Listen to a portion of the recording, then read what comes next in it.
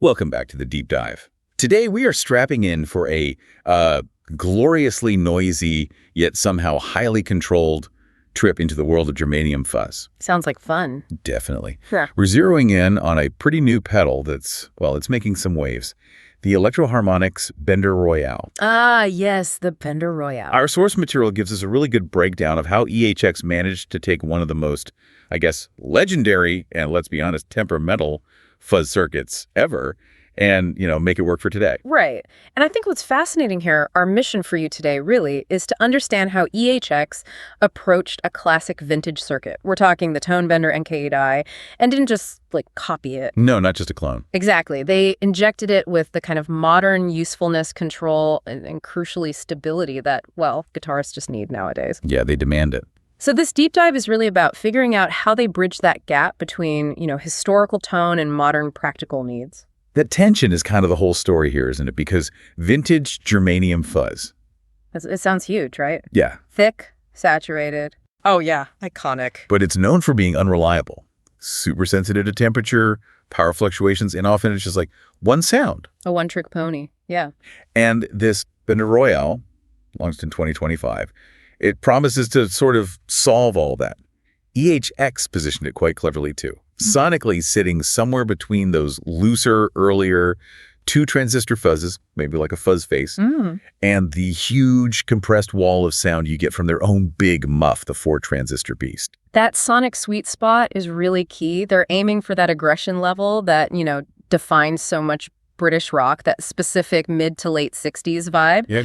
And the practical win you mentioned, putting all that complex circuitry into a standard tiny nano-sized box. Which is amazing. It's a huge achievement, especially when you think about how fussy germanium components can be about heat and just space. That's where my curiosity immediately goes. If you're a purist, those old germanium circuits needed room.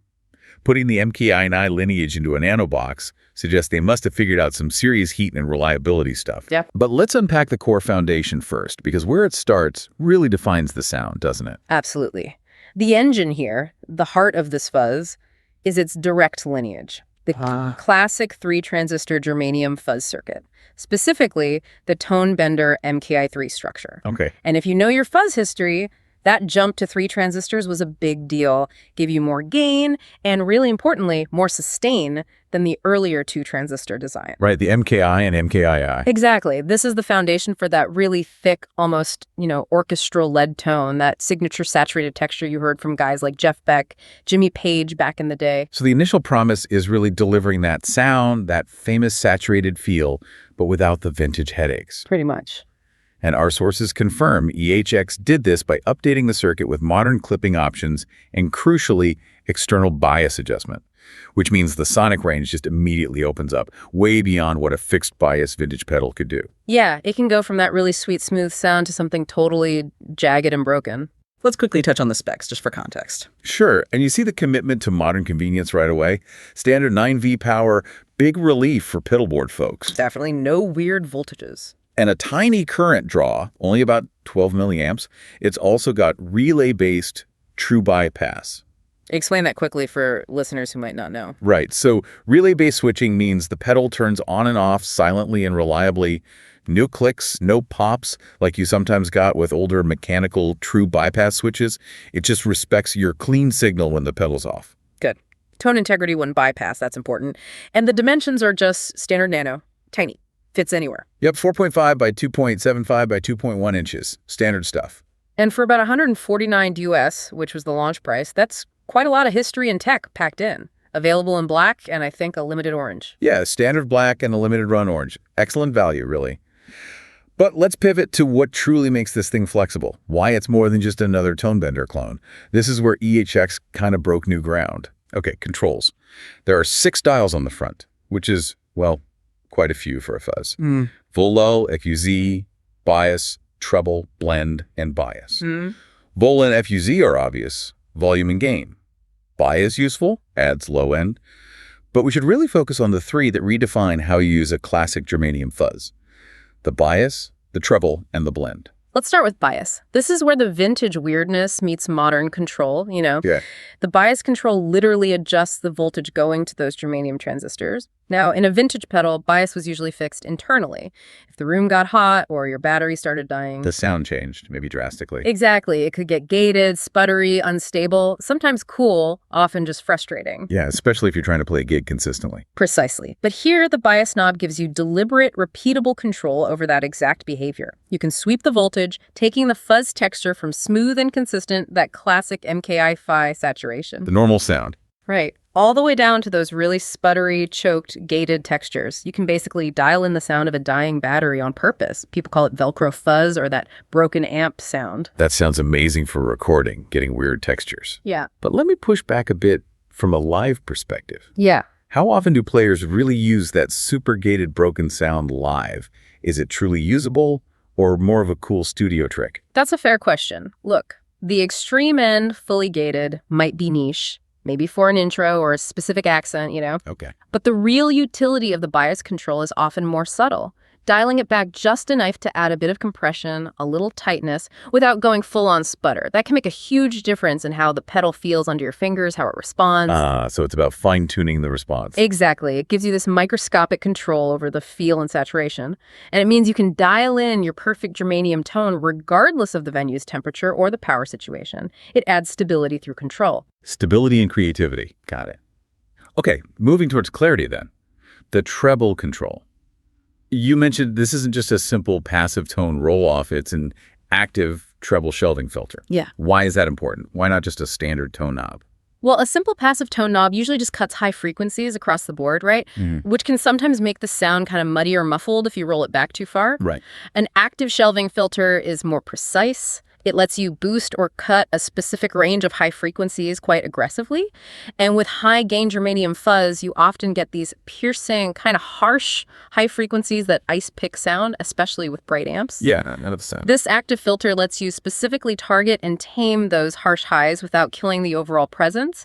You keep the massive low end and mid-range, but the fuzz sits better in a mix. It's really about surgical tone shaping for modern contexts. Makes total sense. Precision, not just a blunt tool. Yeah. Okay, now if we link that idea of clarity and modern use, the blend control seems like maybe the most significant modern feature here. I'd agree. The blend control is almost a necessity these days for certain fuzz styles. It literally mixes your dry, clean guitar signal back in with the fuzzed up signal. And why is that so crucial? Because classic fuzz circuits, especially things like MKIs and big muffs, they generate so much compression and sustain, they can totally squash your initial pick attack. You lose the definition of the note, especially on chords. Yeah, it becomes a wash of sound sometimes. Exactly. The blend control lets you dial back in some of that clean signal. You preserve the fundamental note, you keep the pick attack clear. This is vital for maintaining articulation, especially if you're playing complex stuff or maybe stacking this fuzz with an overdrive. For stacking, right. Yeah, the blend helps keep the low end tight and ensures people can still hear the actual notes you're playing, even under all that fuzz. That really does sound like turning a wild vintage effect into a practical tool for today. Okay, let's shift from the dials to the toggles and that foot switch. First up, the FAT switch.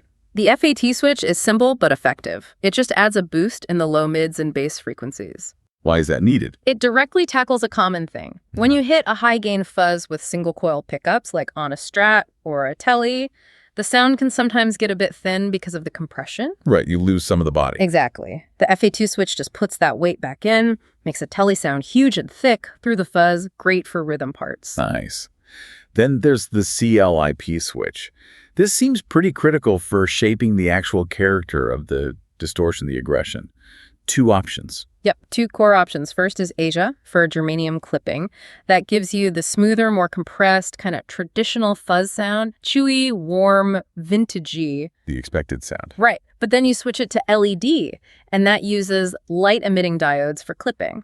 This is noticeably edgier, louder, more aggressive. Like a different pedal almost. Kinda, yeah. It cuts through a mix much harder. It really pushes the Bender Royale way beyond its vintage roots. You can go from that warm 60s fuzz to something almost like a modern searing distortion just by flipping that switch. Okay, that adds a lot of versatility. Now, this is where it gets really practical, especially for playing live. Yeah. The foot switch. It's a soft switch, which is nice. Very nice underfoot. But it has this dual latching momentary mode. Explain that. Okay, so lashing is normal.